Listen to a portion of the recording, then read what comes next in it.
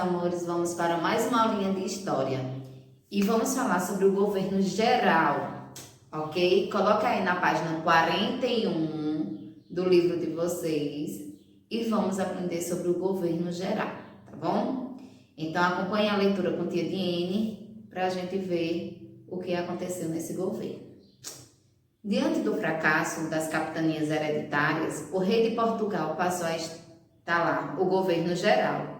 Em todos os donatários deveriam obedecer ao governador geral, que representava o próprio rei de Portugal, sendo a autoridade máxima da colônia. Assim, o governo geral foi instalado na Bahia, já que ficava no meio das capitanias. Salvador foi fundada e passou a ser a primeira capital do Brasil.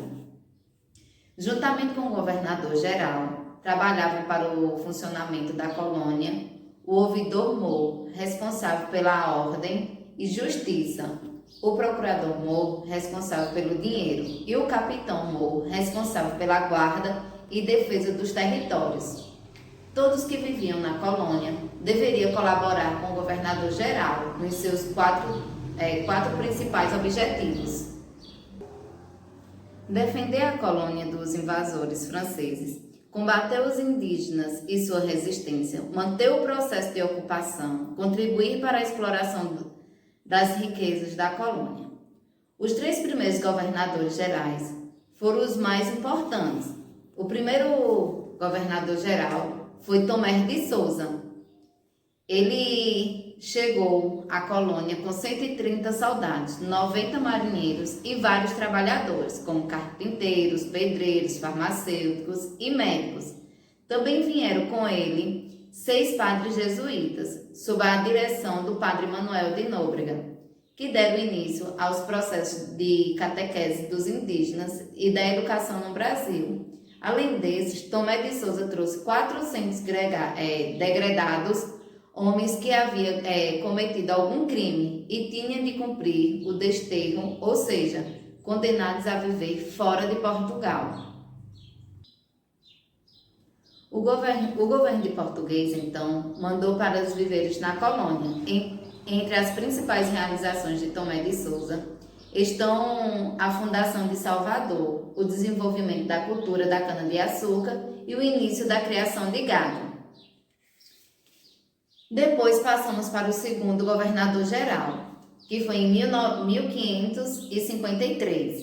Duarte da Costa foi quem substituiu Tomé de Souza no segundo governo.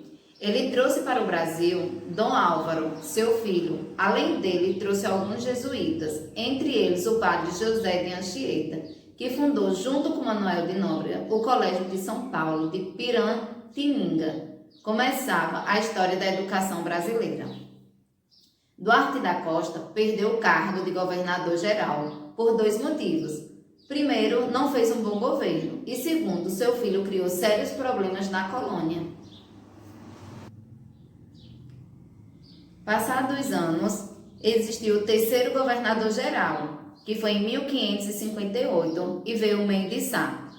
Mendes Sá foi nomeado o novo governador geral. Ele conseguiu resolver os problemas deixado por Duarte da Costa, com a ajuda do seu sobrinho Estácio de Sá. Combateu e expulsou os franceses que haviam se instalado na colônia.